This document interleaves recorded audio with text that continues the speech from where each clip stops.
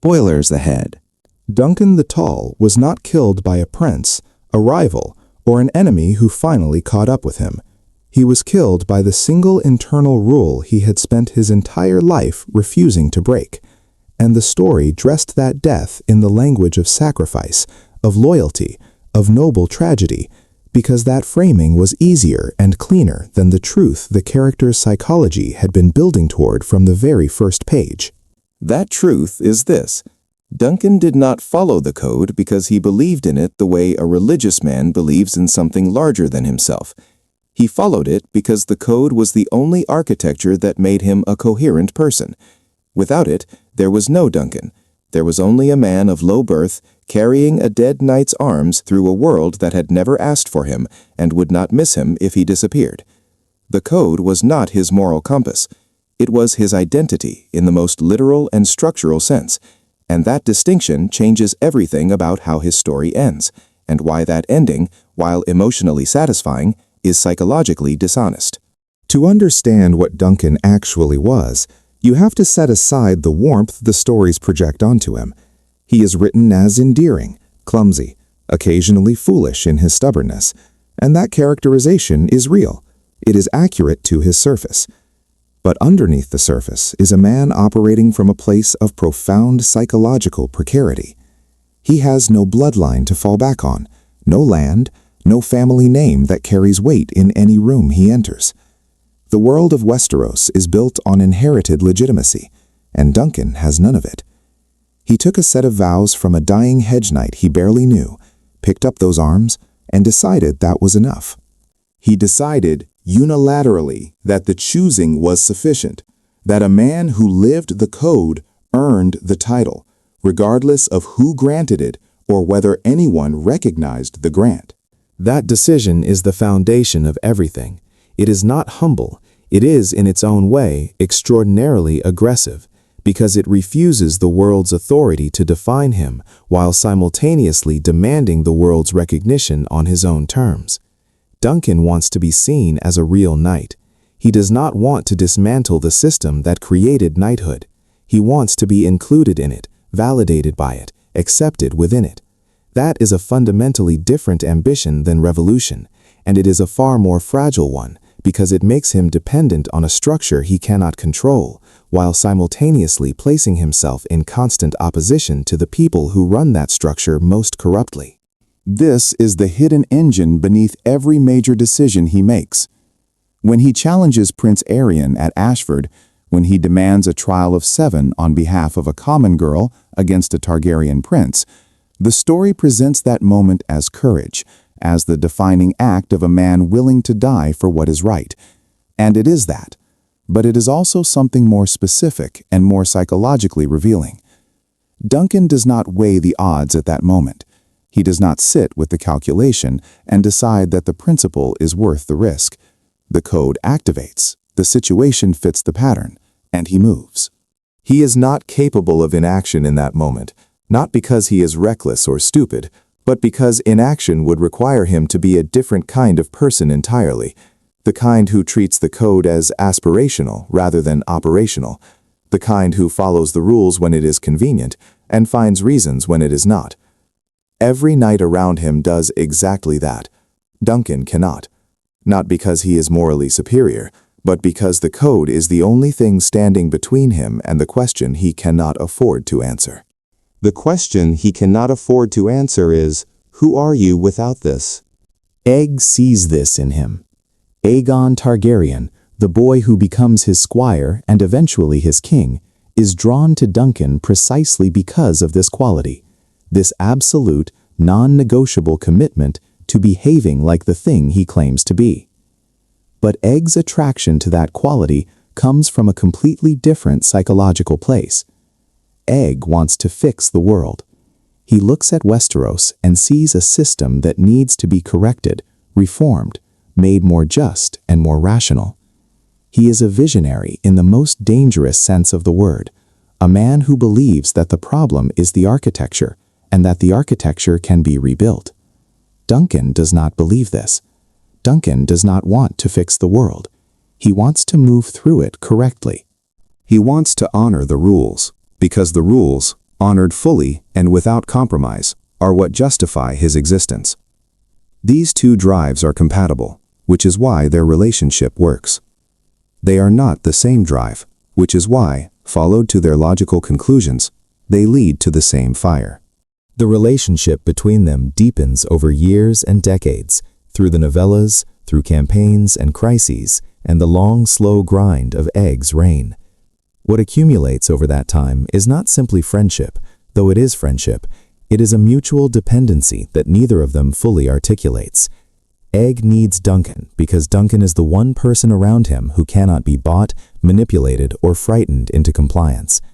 Duncan's code makes him incorruptible in the specific way that matters to Aegon, which is that he will tell Aegon the truth and act on the truth, even when the truth is inconvenient. Duncan needs Aegon because Aegon is the one person in the world who treats Duncan's self-granted legitimacy as genuinely legitimate, who sees a real knight and a real man, not a pretender, not a fraud, not a low-born curiosity to be tolerated and dismissed. That dependency is beautiful, and it is also the mechanism of destruction, because it means that by the time of Summerhall, Duncan cannot read his commitment to Aegon as separate from his commitment to the code. In his psychology, they have become the same object. Following Aegon is what a true knight does. Being at Aegon's side is the code made flesh. He cannot step back from Summerhall and evaluate it the way a detached observer might, because stepping back would require him to treat his loyalty to Aegon as something negotiable. And negotiable loyalty, in Duncan's internal logic, is not loyalty at all. It is performance. It is what the corrupt knights do, the ones who serve power instead of principle. Duncan will not be that. He would rather burn.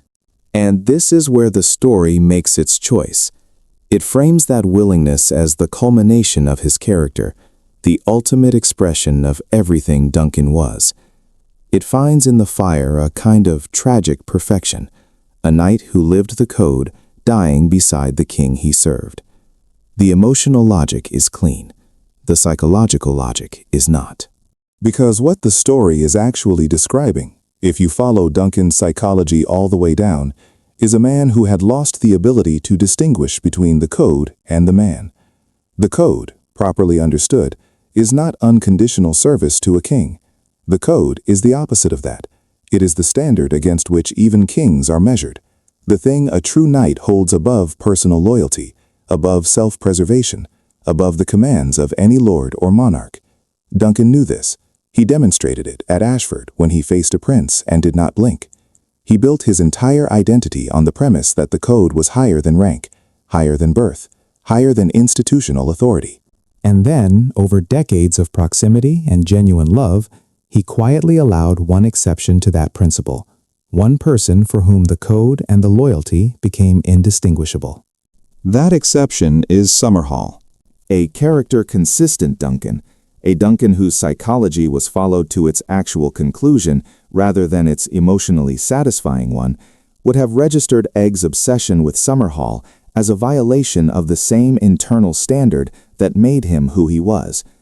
Not a political disagreement, not a difference of strategy, but a direct conflict between what the code demanded and what Aegon wanted.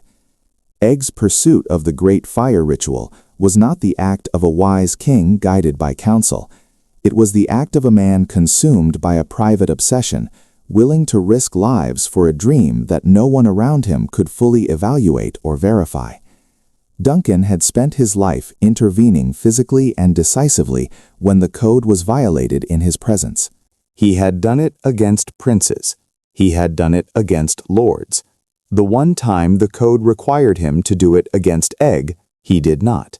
The alternate path that his psychology actually points toward is not dramatic. It does not involve a final confrontation or a heroic reversal.